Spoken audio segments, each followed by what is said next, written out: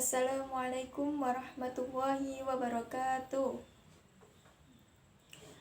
Okay, before we start our lesson, let's pray Al-Fatihah together. Al-Fatihah.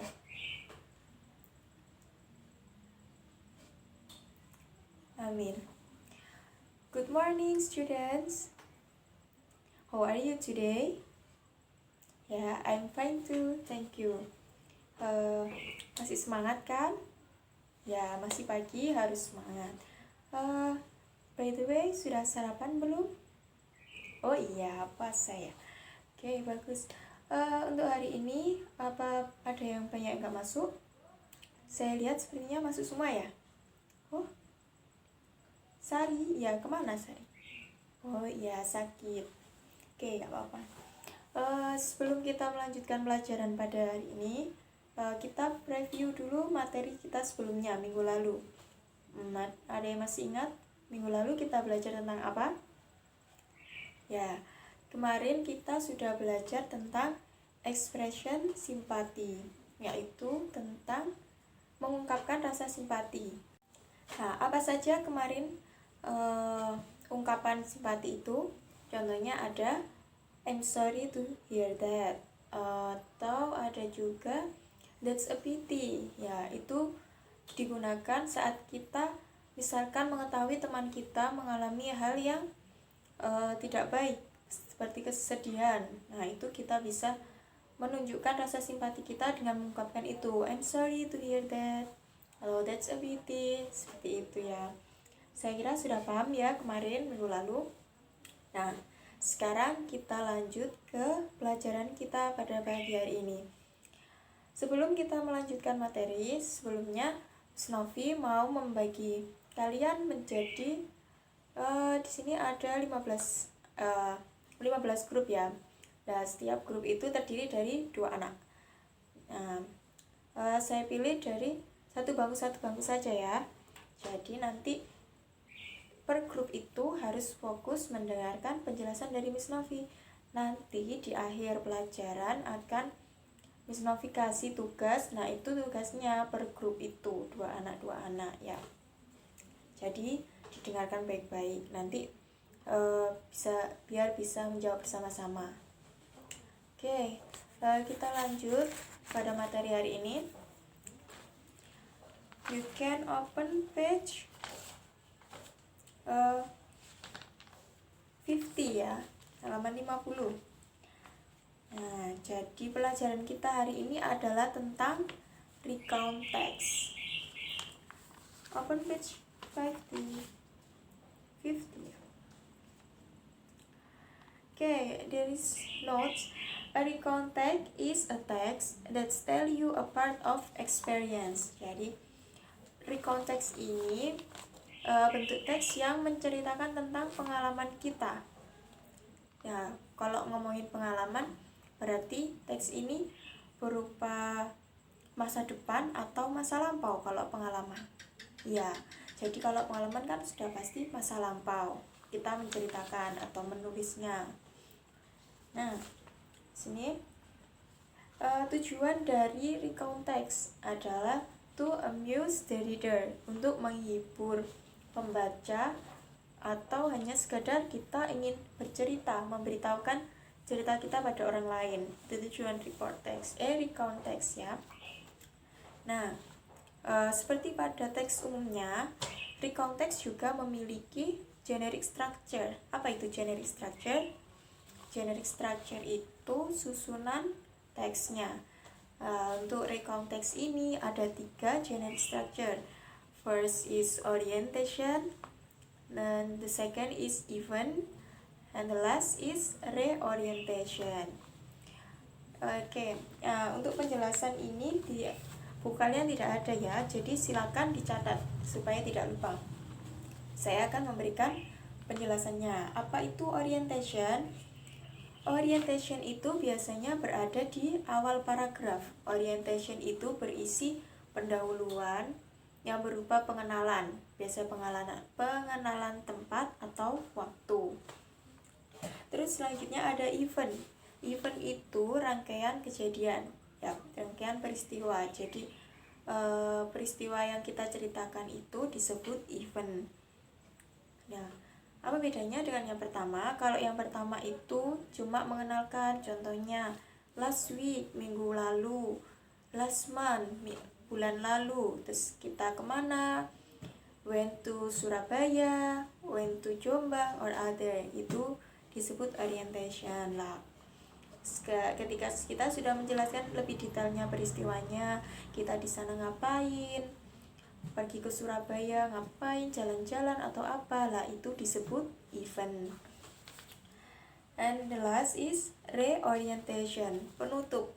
Nah, biasanya ini berisi ungkapan penulisnya. Contohnya, saya liburan kemarin sangat menyenangkan, misalkan seperti itu disebut reorientation. Nah, untuk lebih jelasnya kamu bisa buka halaman 51. Di situ ada contoh teks, yaitu recount text ya, yang judulnya My Horrible Experience. Nah, itu untuk kita bisa lebih jelaskan lagi generic structure-nya.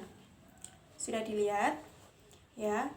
Paragraf pertama yang mulai, let me remind you my experience during an act work last week lah, itu disebut apa? Orientation, yaitu pengenalannya. Terus kita lihat ke, nah itu kan masih ada lanjutannya. I was driving home from my vacation to Bali lah, itu mengenalkan latar tempatnya, menunjukkan itu pergi ke Bali. Lalu di paragraf kedua mulai, then I saw a lot of frogs tumbling across the road lah, itu menunjukkan bagian apa? Bagian event, mulai menjelaskan apa yang terjadi di sana, apa yang dilakukan penulisnya di sana. Nah, paragraf terakhir disebut reorientation, yaitu although nothing was left, I thank God that nobody was seriously injured. Itu ungkapan terakhirnya, itu disebut reorientation. Lah, ini kan mudah, ada 3 paragraf, jadi bisa diketahui. Paragraf pertama orientation, yang kedua event, dan yang ketiga reorientation. Nah, gimana Miss kalau paragrafnya ada banyak?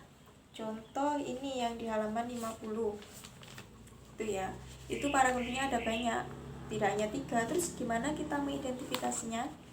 Ya sama, jadi paragraf pertama orientation itu selalu ada di paragraf pertama.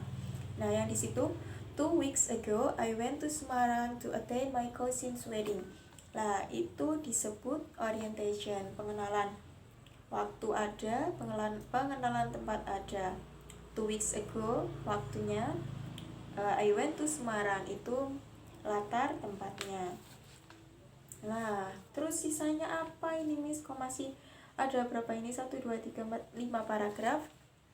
Nah, jadi event ini tidak hanya berupa 1 paragraf. Kalau biasanya orientation itu cukup 1 paragraf karena hanya untuk pendahuluan lah. Selebihnya itu berarti itu part of event, bagian event ya.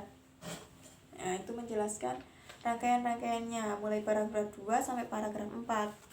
Baru yang paragraf terakhir sendiri itu yang disebut reorientation, yang diungkapkan I went happily because I could attend my cousin's wedding, even help the preparation.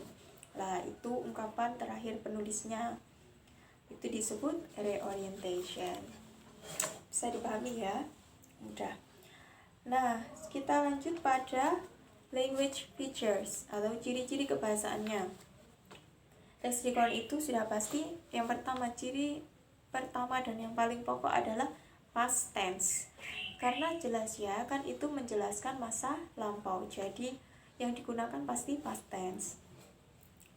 Terus yang kedua yaitu noun sebagai kata ganti orang. Ya, jelas ya, kan pas ini pengalaman, jadi yang diceritakan itu pasti orang, bukan hewan. Kan noun itu ada orang, ada hewan, kata benda, tumbuhan, dan sebagainya. Tapi untuk recount ini lebih khusus pada orang karena menceritakan pengalaman. Selanjutnya yaitu individual participant, fokus pada kisah pelaku secara spesifik. Nah, ini lebih ke pengalaman, misalkan satu orang, misalkan saya ya, yang dibahas pengalaman saya, tidak campur sama orang lain, spesifik pada pengalaman saya saja. Terus ada adverb, kata keterangan. Ada action verbs. Action verb itu kata kerja yang menunjukkan peristiwa. Contohnya tadi pergi, jalan-jalan, dan sebagainya. Oke, itu tadi. Oke, sekarang Miss Novi kasih tugas kalian setiap grup tadi. Nah, Miss Novi akan bagikan lembar kerja ini ya. Ini adalah text recount. Ya, jadi nanti kamu dengan masing-masing grup harus mengidentifikasi manakah yang disebut orientation, bagian mana yang disebut event dan reorientation. Nanti setiap grup ini ini ada 5 text recount, jadi nanti tidak sama ya, ada yang pas, ada yang sama, ada yang berbeda. Nah, ini didiskusikan. Selain dicari generic structure-nya, dicari juga yang menunjukkan language feature, ciri-ciri kebahasaan. Contohnya tadi menggunakan past tense. Kalian garis bawahi mana yang menunjukkan past tense, menunjukkan noun, kata ganti orang, dan yang lain-lain tadi yang language feature. Oke, saya membagikan lembar kerja ini. Oke, kita bahas itu ya, tugasnya sudah selesai kan? Kita bahasnya salah satu saja, yang unforgettable moment. Siapa yang dapat teks itu?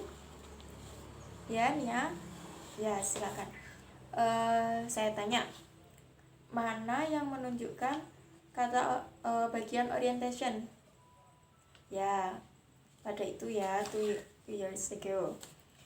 Terus yang dapat lagi, ya kamu, Penny, itu yang bagian event, mulai apa?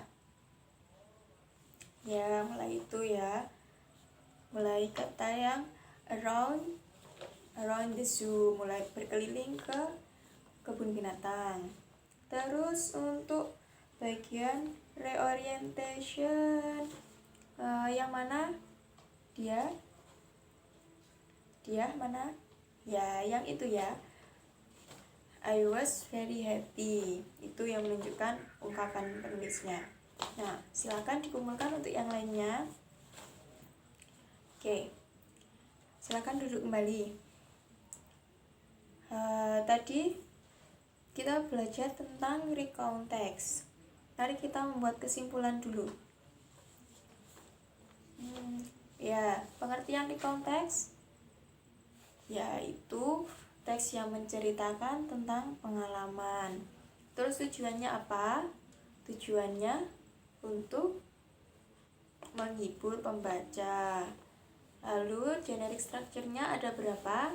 Ada 3. Yang pertama, orientation, event, and reorientation. Oke, sudah paham semua ya? Nah, karena kalian sudah paham, sekarang Miss Novi kasih kalian tugas homework ya, pekerjaan rumah. Jadi tugasnya seperti ini. Kalian, saya suruh buat recount text berdasarkan pengalaman kalian. Jadi bisa yang 2 tahun lalu, bulan lalu, kapanpun itu, yang penting pengalaman kalian ditulis dalam bentuk teks sesuai dengan generic structure yang tadi. Harus ada orientationnya, ada event, dan ada reorientation, dikumpulkan minggu depan ya. Nah, kalau ini bukan grup ya, ini pekerjaan individu, pengalaman masing-masing ditulis. Jadi tidak mungkin ada yang sama kan, pengalamannya setiap anak kan beda-beda ya. Sudah paham tugasnya? Ya, jadi seperti itu ya. Oke, apakah ada yang ingin ditanyakan lagi? If there is no more question, I will close the lesson. Okay, let's close this lesson with hamdalah together. Alhamdulillahirabbil alamin. Okay, thank you for your nice attention, and thank you for your coming today. telah selesai. Wassalamualaikum warahmatullahi wabarakatuh.